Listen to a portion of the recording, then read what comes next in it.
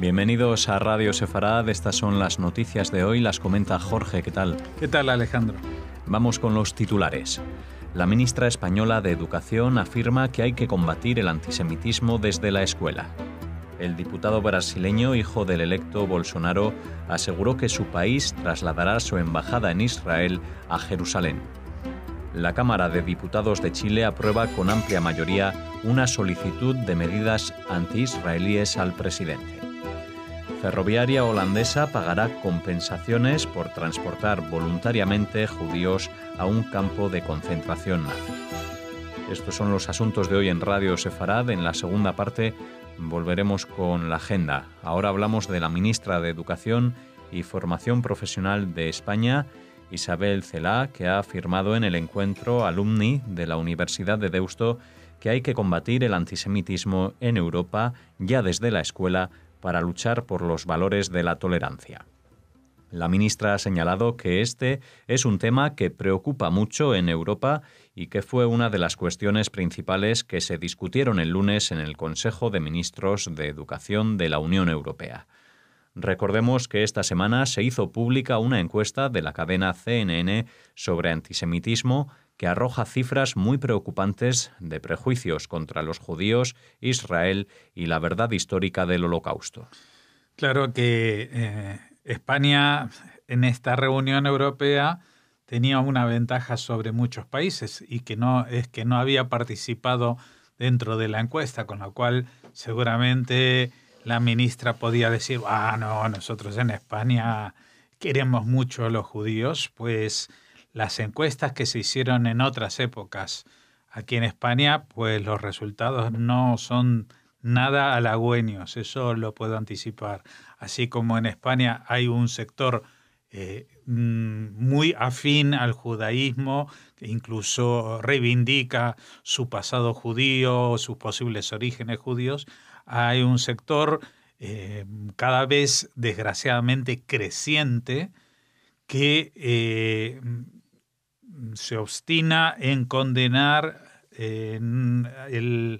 las acciones de Israel, encubriendo así un antisemitismo, es decir, juzgando a Israel con un rasero que no aplica al resto de las naciones. Es lo que se llama un antisemitismo encubierto y que se da justamente en los partidos de izquierda. La ministra que habló de esto, de combatir el antisemitismo, refirió en las dos veces en Europa y no hizo una mención explícita de España. No sabemos si tiene en mente aplicar alguna reforma en el currículo educativo para fomentar este tema, algo que sí se logró con la administración precedente, pero lo que más nos preocupa a nosotros es que no solamente en la escuela se eduque, sino que también se eduque a los propios profesores, porque muchos de ellos están contaminados de noticias falsas e ideológicas transmitidas desde organismos, por ejemplo, los movimientos del BDS, que están apoyados en muchos ayuntamientos de España por el propio partido que ahora gobierna España, con lo cual ellos tampoco pueden desentenderse del todo de la lucha contra el antisemitismo como si fuera algo totalmente ajeno. Quisiéramos ver a los concejales y delegados del PSOE negarse a firmar las declaraciones de sanciones y boicot a Israel en todos los ayuntamientos de España. No queremos verlos, por supuesto, en ningún otro partido, pero menos todavía en un partido que está gobernando y cuya ministra pues saca a colación este tema en un marco en el que se habla de los delitos de odio y de cómo combatir la segregación, que nos parece muy bien, pero hay que hacerlo no solamente con declaraciones, tampoco hace falta a veces mover presupuestos. Lo que hay que mover en estos casos son los prejuicios.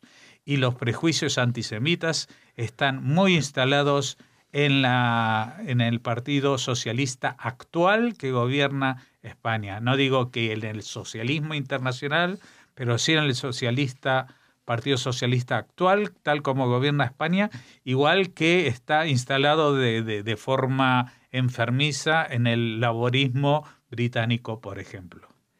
El diputado brasileño Eduardo Bolsonaro, hijo del presidente electo Jair Bolsonaro, aseguró que Brasil trasladará su embajada en Israel de Tel Aviv a Jerusalén. La pregunta no es si se va a hacer, sino cuándo, apuntó. Esta decisión ha generado malestar entre los países árabes e islámicos que el presidente electo ha tratado de apaciguar. Bolsonaro asumirá el cargo el próximo 1 de enero. Mientras tanto, la futura ministra de Agricultura, Teresa Cristina da Costa, expresó recientemente que advertirá al presidente electo los perjuicios que podrían provocar la medida, entre ellos el boicot por parte de países árabes que son importantes importadores de carne brasileña. Bueno, otra vez el viejo dilema entre los principios y la realidad y las presiones económicas y políticas. En este caso, el nuevo presidente, o el presidente electo, mejor dicho, Bolsonaro, había declarado ya desde el principio su intención de trasladar la embajada a Jerusalén.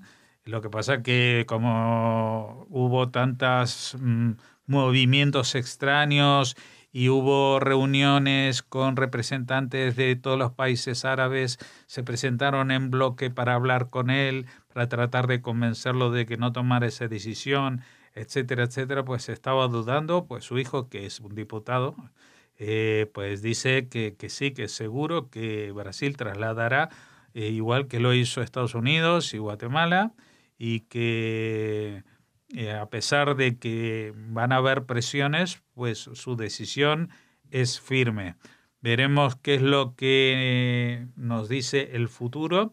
Evidentemente, Brasil no va a poner en jaque su economía por una decisión de este tipo, pero esto me recuerda, Alex, a cuando en el año 86, y ha pasado mucho desde entonces, España era de los pocos, si no el único país europeo que aún no había reconocido oficialmente al Estado de Israel, no tenía delegación diplomática con Israel, y en ese momento ingresaba en lo que llamaban el mercado común europeo, antes de la Unión Europea, y claro, la gente, los ministros de Exteriores se asombraban de lo que pasaba.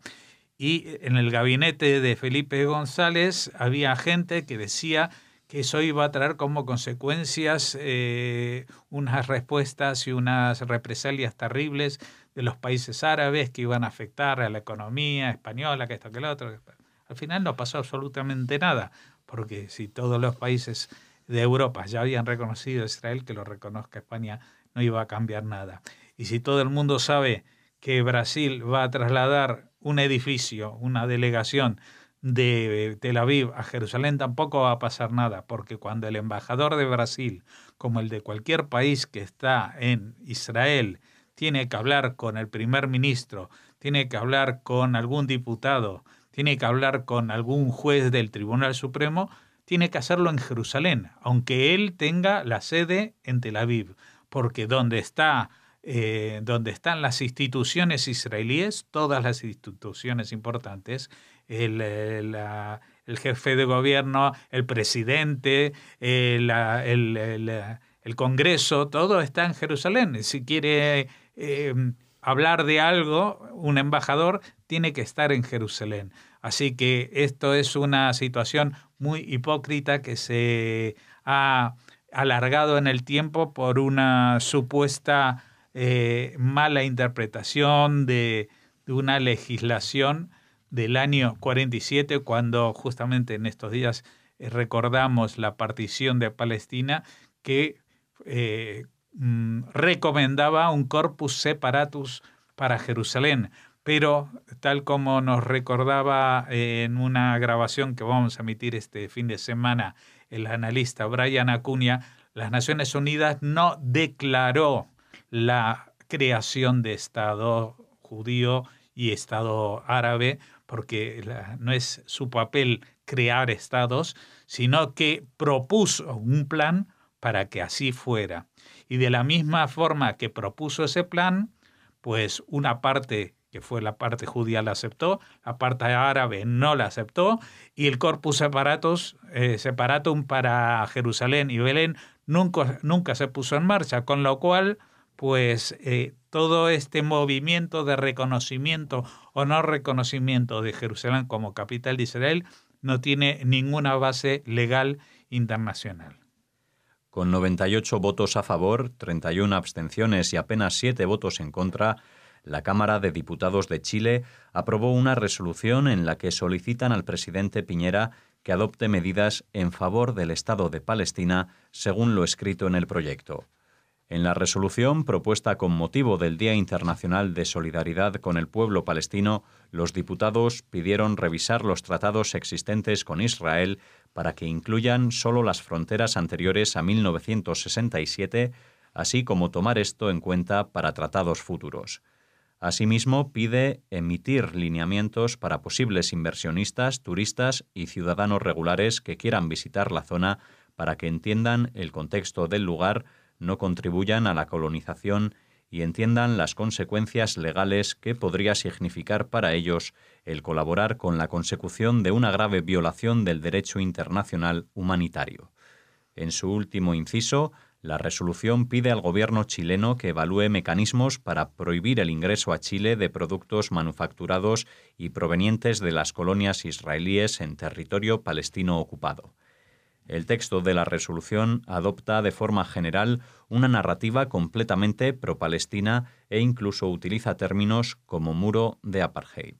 Bueno, esto es muy grave porque esto ha sido votado en Chile con 98 votos a favor y solo 7 votos en contra, aparte de 31 abstenciones.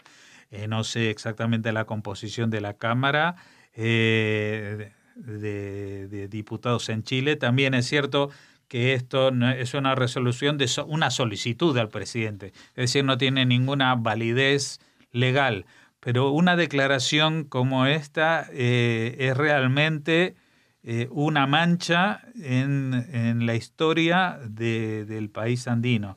Esto va a ser una mancha porque están hablando de términos que van en contra de la legislación internacional, porque lo dicen y lo insisten en el tema de la colonización y el derecho internacional, pero ya lo hemos dicho antes, no existe esa violación del derecho internacional. Lo que existe es una no aceptación de la resolución del año 47 de la partición, que justamente tuvo lugar el día que ahora los palestinos quieren borrar de la historia, el día que dijeron no a tener una patria propia, el día que dijeron no a tener un país palestino, aunque lo llamasen como sea, que fue el 29 de noviembre de 1947 y que ahora lo utilizan tapándolo con el Día de Internacional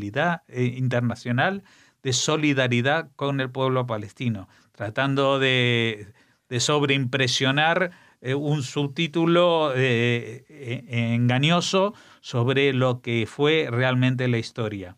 Y aparte, aludiendo en esta declaración, en esta solicitud, la advertencia que también es ilegal desde el punto de vista internacional de prohibir el ingreso a Chile de productos manufacturados de algún territorio, por ejemplo, territorio palestino ocupado.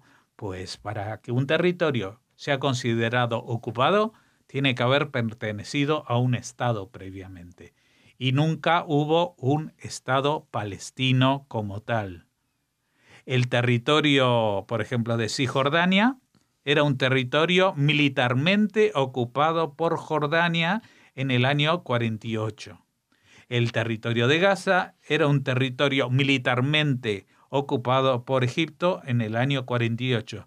Ninguno de esos dos territorios formaron parte nunca de Egipto ni de Jordania. Por lo tanto, tampoco formaron parte de un Estado independiente que no existió, llamado Palestina, y por lo tanto no son territorios ocupados y por lo tanto no se puede hablar de una colonización ni se pueden decir todas estas barbaridades sin que nadie les llame al orden. Lo siento, pero como digo, esto va a quedar en los anales de una mancha en la historia de la justicia y de la ley en Chile. La compañía ferroviaria holandesa NS pagará una compensación a sobrevivientes y familiares de víctimas del Holocausto por haber transportado a judíos a un campo de concentración durante la Segunda Guerra Mundial. La demanda fue presentada por un ciudadano judío de 82 años que, junto con varios sobrevivientes, recurrió a los tribunales para exigir a la empresa holandesa reconocer el daño causado por su colaboración con los nazis. NS ganó mucho dinero con el transporte de las víctimas del Holocausto al campo de concentración y tránsito de Westerbork, situado en la provincia holandesa de Drenthe, y por donde pasaron miles de gitanos y judíos en los años 40. La compañía de ferrocarriles holandesa no se opuso entonces a la deportación de judíos al campo de concentración y puso a disposición de los alemanes sus trenes, proporcionando calendarios específicos en los que podrían transportar a los judíos. Se calcula que ganó unos 2,5 millones de euros en el transporte de las víctimas del Holocausto. La compañía pidió perdón en 2005 por el papel que tuvo durante la Segunda Guerra Mundial, pero hasta ahora se había negado a pagar indemnizaciones individuales a las víctimas.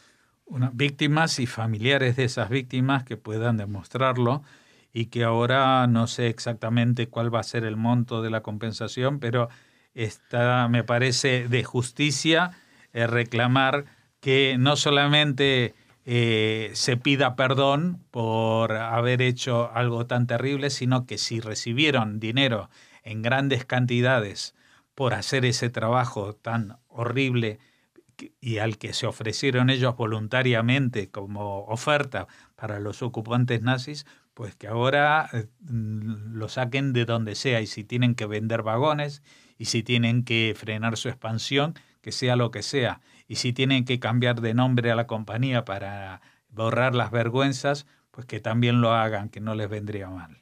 Nos despedimos aquí de esta primera parte de las noticias y de esta semana en Radio Sefarad. Yo, mientras tanto, saludo Shabbat Shalom. Nos volvemos a encontrar con las noticias de actualidad el lunes a la noche, ya en plena festividad de Hanukkah, así que también saludo Hag Hanukkah Sameach. Felices fiestas. Nosotros continuamos ahora con la segunda parte de las noticias aquí en Radio Sefarad con la agenda cultural.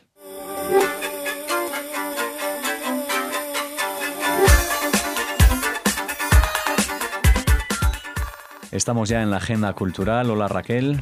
Hola Alex, hola a todos. Bueno, cuéntanos, cerramos aquí la semana, estamos a las puertas de Hanukkah, se celebra ya el domingo, estaremos ya preparados. Encendiendo la primera vela. Encendiendo la primera vela y apuntando ya hacia el fin del año, porque ya entramos en diciembre.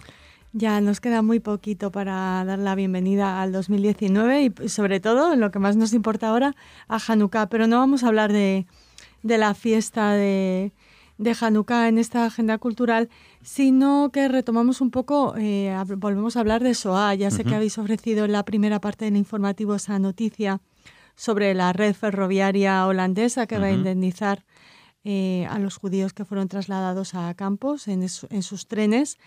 Y seguimos, como les decimos, hablando de SOA aquí en la agenda porque el Consejo Judío Mundial, con el apoyo de la UNESCO, bueno, pues tiene una página web muy interesante que se llama en inglés About Holocaust, sobre el Holocausto, acerca del Holocausto, en la que podemos aprender sobre la SOA. Es muy didáctica, muy visual, muy fácil de manejar y queríamos recomendársela aquí, tal y como ha hecho nuestra experta en antisemitismo y SOA, Graciela Chela Coan, que nos ha mandado esa dirección para que podamos compartirla con ustedes. Bueno, esa dirección se la dejamos... la ponemos en el enlace. En el enlace no se la decimos porque es larga y sí. es más lioso. Continuamos, Raquel. Continuamos. Pues decía que no íbamos a hablar de Hanukkah, pero de alguna manera si lo hacemos, bueno, de alguna manera no. hablamos de Hanukkah, porque hay un artista israelí que se llama Yaron Bob. Es una información que nos llega desde la publicación Bajo Palabra. Bueno, pues Yaron Bob crea Hanukkiot con proyectiles, con restos de cohetes y proyectiles de los que han lanzado los terroristas de Hamas sobre el territorio israelí. De esa manera transforma estas herramientas de guerra, bueno, pues en lámparas, en lámparas para la fiesta de Hanukkah.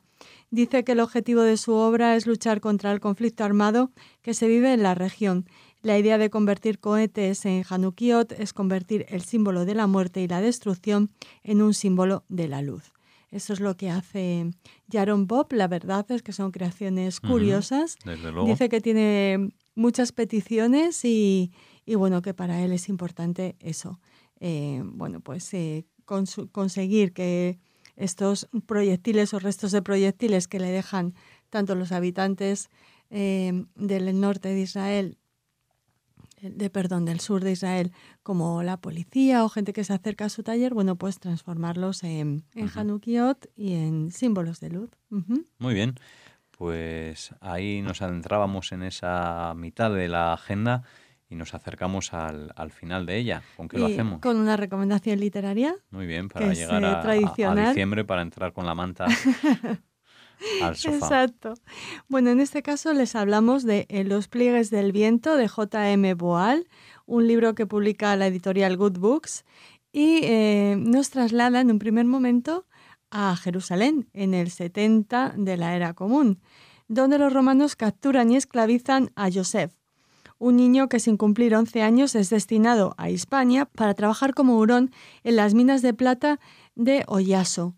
Tras años de duro trabajo, descubre un importante filón de galena argentífera, o sea, de plata, pero sufre un grave accidente y ante la ausencia del médico de la explotación, lo llevan a la casa de una curandera donde se recupera lentamente y aprende los secretos de las plantas y la lengua y costumbres de los vascones. O sea que en este libro, en Los pliegues del viento, pues hay una conexión entre este niño judío que nace en Jerusalén y el pueblo vasco. Una novela que les recomendamos y puedan disfrutar durante Shabbat, Exacto, que se acerca ya. Que se acerca ya y también Hanukkah, así que Hanukkah Sameach y Shabbat Shalom. Shabbat Shalom y hasta las noticias de los lunes.